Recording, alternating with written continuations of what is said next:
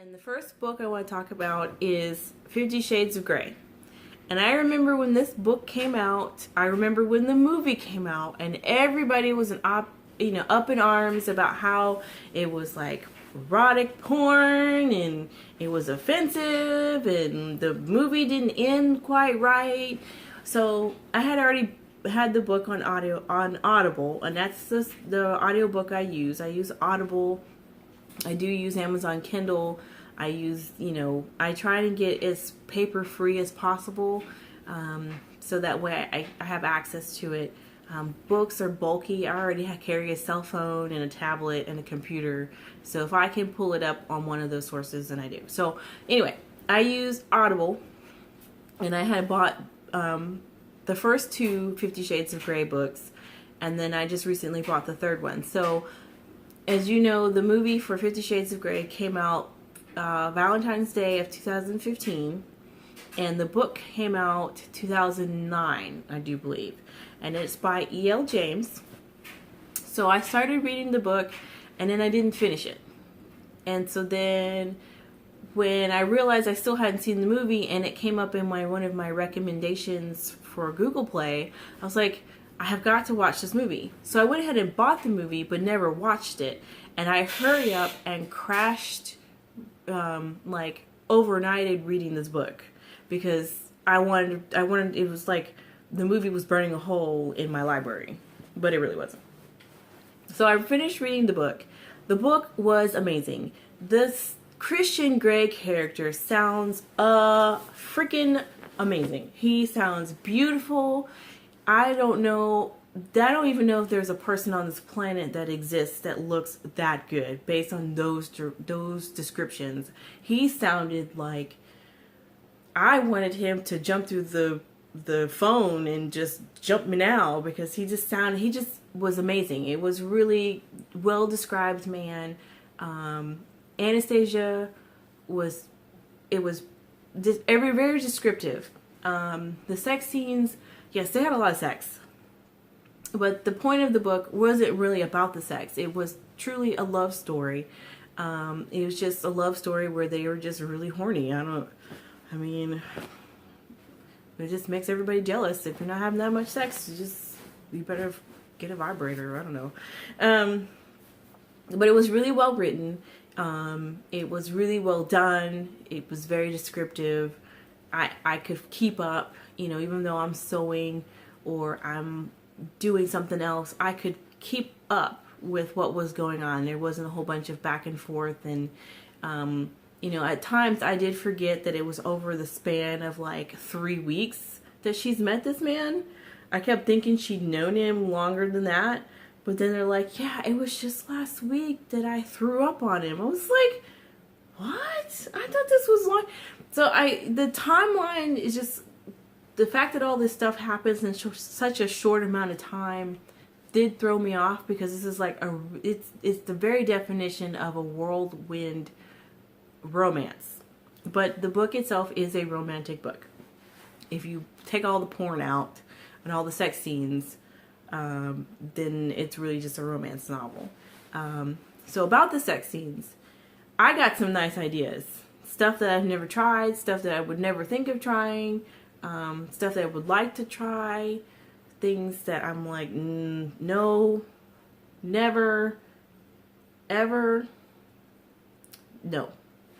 So I think it was good in that sense, because if you're not experienced or there's things that you've never heard of or you're afraid of trying, then you at least know kind of what to expect, because it gives you it gives you the perspective of an innocent girl.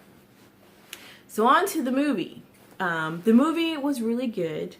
Of course, with all movies that translate from books, they do leave out bits and pieces, so it fits in the 2 hour, a 2 hour time frame.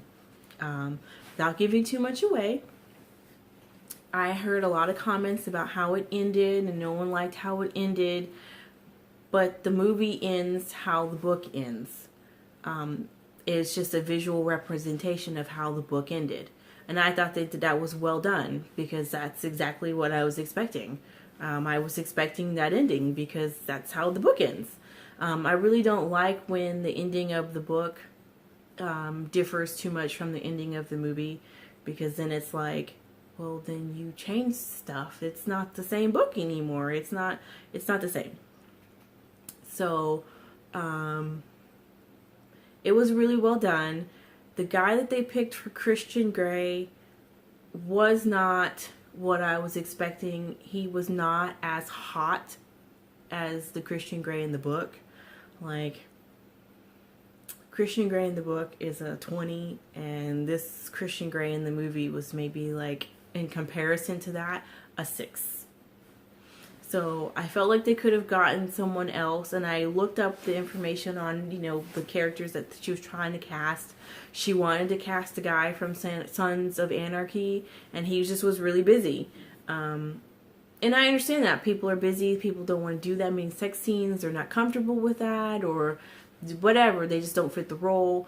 I understand that. But he just did not fit the description of the Christian Grey from the book. So that was my only major concern, because it was not, to me, he didn't make Christian Grey believable. And it was really hard for me to really get into the movie because of him. Now, Anastasia, the lady who played Anastasia, she did a wonderful job. She was exactly what I was expecting. She performed that role very well. Anastasia is supposed to be this really quiet, meek, shy, innocent girl, and it was done. It was really well done. I believe that wholeheartedly. So it was really well done, and I think it was a really, overall, it was a pretty decent movie. Now, I know it got a lot of bad reviews, but that book made me want to go jump my boyfriend and rip his clothes off. The book made me want to rip his clothes off. The movie, it did what it was supposed to do. It was supposed to make you fall in love with the characters, and then if you're with someone, it made you fall in love with that person all again. Because now I feel like my boyfriend is now Christian Grey. He's actually hotter than the Christian Grey in the book, and I'm okay with that, because I don't need that Christian Grey. I need my own Christian Grey, and I have it. But anyway, that is my take on 50 Shades of Grey. Like I said, there are 3 books in that series. There is 50 Shades of Grey, which is book 1. There's 50 Shades Darker, which is book 2. And then 50 Shades Free, which is the 3rd book. I am about halfway through book 2. The movie for that comes out February 2017. And I do believe I read on Wikipedia that the 3rd movie comes out the following year, 2018, in February. So my goal is to have all 3 books read and be patiently waiting for the 2nd and 3rd movies. So stay tuned. I have additional books. I've read The Martian and The Girl on Train, so I guess those will be my next couple of books, and we'll talk about Harry Potter. I got a couple other things that I want to talk about that were movies. I just have to figure out what they are, because I read a lot of books. And then the series could also involve movies that should be made from some books, because I think some books need a movie. All right, later.